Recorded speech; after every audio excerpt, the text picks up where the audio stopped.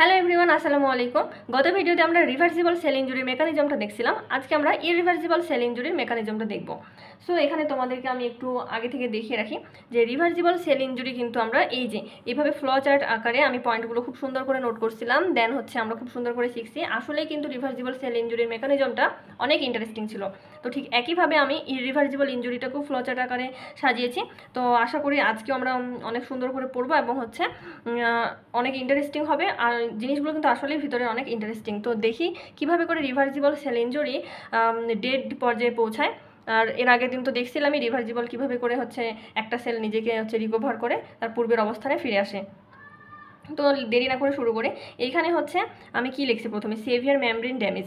তো severe membrane damage, আমি যদি রিভার্সিবল সেল ইনজুরি এবং ইরিভার্সিবল সেল ইনজুরির মেইন ডিফারেন্সটার কথা বলি তাহলে কিন্তু এই সেভিয়ার ওয়ার্ডটা চলে আসবে এখানে। তো এই রিভার্সিবল সেল ইনজুরির মেমব্রেনটা কিন্তু লিটল ড্যামেজ হয়েছিল, খুব মাইনর একটা ড্যামেজ ছিল, যেটা এই ইরিভার্সিবলের ক্ষেত্রে খুব বাজেভাবে ড্যামেজ হওয়ার কারণে এটা নিজেকে রিকভার করতে ফেল করে। তো এইখানে এখন দেখো, এইটা যদি আমাদের একটা সেল হয় অ্যান্ড এইগুলো আমি সেলের মেমব্রেন দিচ্ছি, তো সেলের মেমব্রেন কি হচ্ছে আমাদের ড্যামেজ হয়ে গেছে। এই যে গ্যাপগুলো, এই গ্যাপগুলো কিন্তু আমাদের ড্যামেজ। তো সেল মেমব্রেন ড্যামেজ হয়েছে। সেলের বাইরে কি থাকে, আমাদের অনেক উপাদানই থাকে, পানি থাকে, বিভিন্ন ধরনের মলিকিউল থাকে, এর মধ্যে ক্যালসিয়ামও থাকে। তো ক্যালসিয়াম আয়ন থাকে বাইরে। এইখানে একটা ইম্পর্টেন্ট থিং হচ্ছে, একটা সেলের ভিতরে কিন্তু সবচেয়ে যদি লেস পরিমাণে হচ্ছে আমাদের একটা মলিকিউল থাকে, সেটা হচ্ছে এই ক্যালসিয়াম। ক্যালসিয়াম সেলের ভিতরে থাকে না বললেই চলে, খুবই লেস কনডেনসেশন থাকে। যখন কি হবে, এই সেলের মেমব্রেনটা ড্যামেজ হয়ে যাবে। তো ড্যামেজ হলে কী হবে, ক্যালসিয়াম বাইরে থেকে ভিতরে প্রবেশ করবে। তো ভিতরে প্রবেশ করবে এবং হচ্ছে কি নিজের কনডেনসেশন বাড়াবে। তো কনডেনসেশন বাড়ানোর ফলে কি হবে, ক্যালসিয়ামের মেইন ফাংশন কি, ক্যালসিয়াম কি কাজ করে, ক্যালসিয়ামের মেইন কাজই হচ্ছে এনজাইমকে অ্যাক্টিভেট করা। এই হচ্ছে এনজাইমের অ্যাক্টিভেটর হিসেবে কাজ করে ক্যালসিয়াম।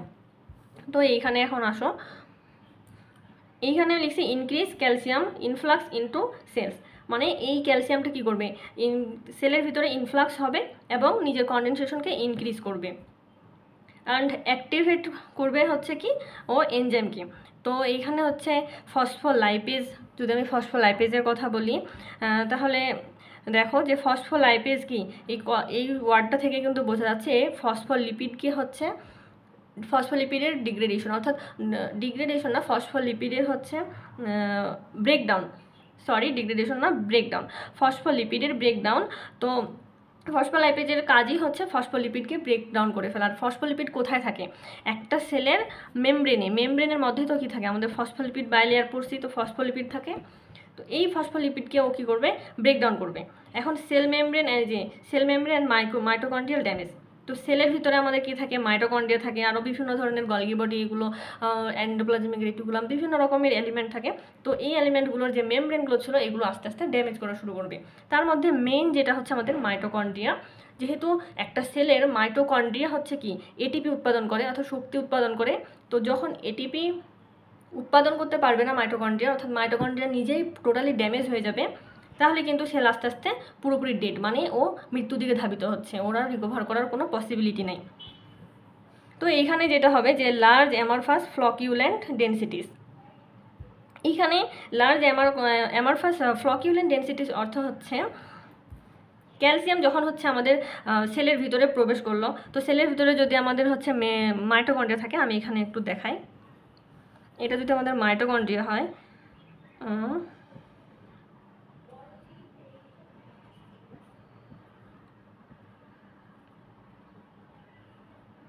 যাই হোক, এটা আমাদের মাইটোকন্ড্রিয়া। তো মাইটোকন্ড্রিয়ার এখন এই যে আমাদের সেল যেহেতু কি হয়েছে, রাফ হয়ে গেছে, মানে এইগুলো ড্যামেজ হয়ে গেছে, তো সেল মেমব্রেন তো ড্যামেজ, তাহলে কি করবে, সেলের ভিতরে আমাদের মাইটোকন্ড্রিয়ার মানে সেলের ভিতরে ক্যালসিয়াম ভিতরে প্রবেশ করছে। তো ক্যালসিয়ামের কারণে ক্যালসিয়াম এখন কী করবে, মাইটোকন্ড্রিয়ার মধ্যে অ্যাটাচ হবে। তো এখানে আমি পিঙ্ক কালার দিয়ে দেখাচ্ছি, এইগুলো এই পিঙ্ক কালারের ডটগুলো যদি আমার ক্যালসিয়াম আয়ন হয়, এই আসে কী করবে, মাইটোকন্ড্রিয়ার সাথে অ্যাটাচ হওয়া শুরু করবে এবং যেটা হচ্ছে কি ফ্লকিউল্যান্ট ক্রিয়েট করে ফেলবে এখানে একটা। তো লার্জ অ্যামারফাস, তো বিশাল পরিমাণে হচ্ছে এখানে আসে ওর ক্যালসিয়ামগুলো চারপাশ থেকে, আর সে অ্যাটাচ হওয়ার ফলে এখানে একটা অ্যামরফাস তৈরি হবে, তো লার্জ অ্যামরফাস ফ্লকুলেন্ট হবে, ডেনসিটি বেড়ে যাবে অনেক, দেন আমাদের মাইটোকন্ড্রিয়া টোটালি ব্রেকডাউন হয়ে যাবে। তো যেখানে মাইটোকন্ড্রিয়া অর্থাৎ এটিপি উৎপাদনকারী অর্গানটা আমাদের কি ব্রেকডাউন হয়ে গেল, সেখানে কিন্তু সেল পুরোপুরি ডেড বলা যায়। এখন আসি নেক্সটে হচ্ছে কি শুধু কি ফসফোলাইপেজ এনজাইমকে অ্যাক্টিভেট করে ক্যালসিয়াম না, ও করে তারপরে প্রোটিয়েজ এনজাইমকে অ্যাক্টিভেট করবে। তো প্রোটিয়েজ কথাটা দ্বারা কি বোঝা যাচ্ছে, এটা হচ্ছে প্রোটিনের ব্রেকডাউন। তো একটা সেলের ভিতরে অনেক ধরনের প্রোটিন থাকে, সব ধরনের প্রোটিনকে ব্রেকডাউন করা শুরু করে।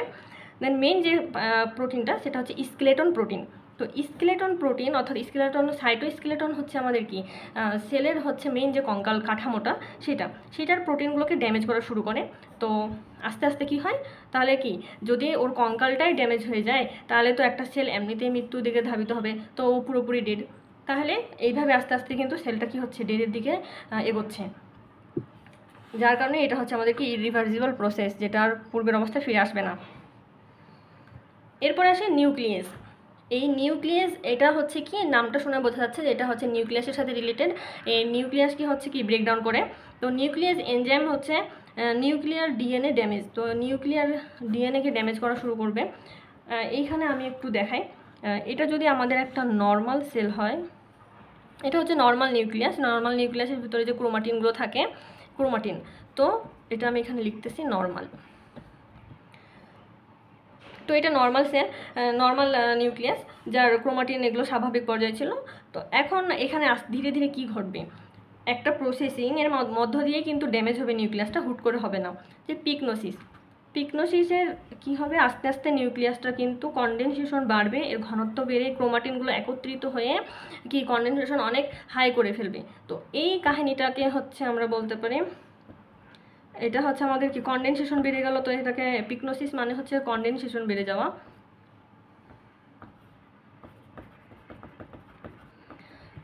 দেন এই কনডেনসেশন ধীরে ধীরে বাড়ার পরবর্তী ধাপ যেটা আসবে সেটা হচ্ছে ক্যারিওরিক্স।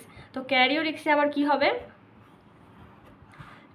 এই ডিএনএ এই যে নিউক্লিয়াসটার যে আমার কি ছিল, নিউক্লিয়াসটা ছিল, ক্রোমাটিনগুলো ছিল, এগুলো আস্তে আস্তে কি ছিন্ন বিচ্ছিন্ন হয়ে যাবে, অর্থাৎ যেটাকে আমরা বলতে পারি ফ্র্যাগমেন্টেশন, অর্থাৎ এ কিন্তু ব্রেকডাউন হচ্ছে এই যে ধীরে ধীরে। তো এই প্রক্রিয়াটাকে আমরা বলবো ফ্র্যাগমেন্টেশন